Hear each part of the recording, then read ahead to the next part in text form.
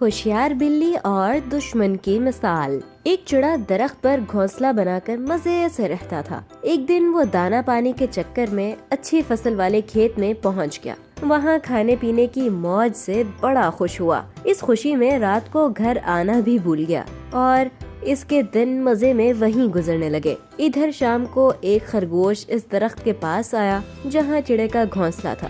درخت ذرا بھی اونچا نہیں تھا، اس لیے خرگوش نے اس گھونسلے میں جھانک کر دیکھا تو اسے پتا چلا کہ یہ گھونسلہ خالی پڑا ہے۔ گھونسلہ اچھا خاصا بڑا تھا، اتنا بڑا کہ وہ اس میں خرگوش آرام سے رہ سکتا تھا۔ اسے یہ بنا بنایا گھونسلہ پسند آ گیا اور اس نے یہیں رہنے کا فیصلہ کر لیا۔ کچھ دنوں بعد وہ چڑا کھا کھا کر موٹا تازہ بن کر اپنے گھونسلے کی یاد میں واپس لوٹا۔ اس نے دیکھا کہ گھونسلے میں خرگوش آرام سے بیٹھا ہوا ہے۔ اسے غصہ آیا۔ اس نے خرگوش سے کہا، چور کہیں کا، میں نہیں تھا تو میرے گھر میں گھس گئے ہو، چلو نکلو میرے گھر سے، ذرا شرم نہیں آئی میرے گھر میں رہتے ہوئے؟ خرگوش امن سے جواب دینے لگا، کہاں کا تمہارا گھر؟ کون سا تمہارا گھر؟ یہ تو میرا گھر ہے، پاگل ہو گئے ہو تم؟ ارے کنواں، تالاب یا درخت ایک بار چھوڑ کر کوئی جاتا ہے تو اپنا حق بھی گوا دیتا ہے۔ یہاں تو جب تک ہم ہیں یہ اپنا گھر ہے، بعد میں اس میں کوئی بھی رہ سکتا ہے، اب یہ گھر میرا ہے،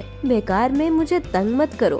یہ سن کر چڑا کہنے لگا، ایسے بحث کرنے سے کچھ حاصل نہیں ہونے والا، کسی سالس کے پاس چلتے ہیں، وہ جس کے حق میں فیصلہ سنائے گا اسے گھر مل جائے گا۔ اس درخت کے پاس سے ایک دریا بہتا تھا، وہاں پر ایک بڑی سی بلی بیٹھی تھی۔ ویسے تو یہ بلی ان دونوں کی پیدائشی دشمن ہے، لیکن وہاں اور کوئی بھی نہیں تھا، اس لیے ان دونوں نے اس کے پاس جانا اور اس سے انصاف لینا ہی مناسب سمجھا۔ احتیاط برتتے ہوئے بلی کے پاس جا کر انہوں نے اپنے مسائل بتائے۔ انہوں نے کہا، ہم نے اپنی الجھن تو بتا دی، اب اس کا حل کیا ہے؟ اس کا جواب آپ سے سننا چاہتے ہیں۔ جو بھی صحیح ہوگا اسے وہ گھونسلہ مل جائے گا اور جو جھوٹا ہوگا اسے آپ کھا لیجئے گا۔ ارے ارے، یہ تم کیسی باتیں کر رہے ہو؟ تشدد جیسا گناہ نہیں اس دنیا میں، دوسروں کو مارنے والا خود جہنم میں جاتا ہے۔ میں تمہیں انصاف دینے میں مدد کر دوں گی، لیکن جھوٹے کو کھانے کی بات ہے تو وہ مجھ سے نہیں ہو پائے گا۔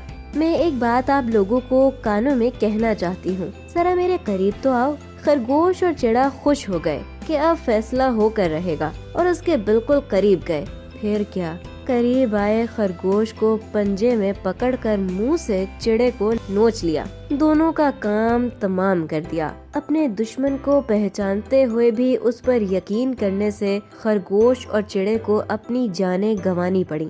سچ ہے، دشمن سے سنبھل کر اور ہو سکے تو 4 ہاتھ دور ہی رہنے میں بھلائی ہوتی ہے۔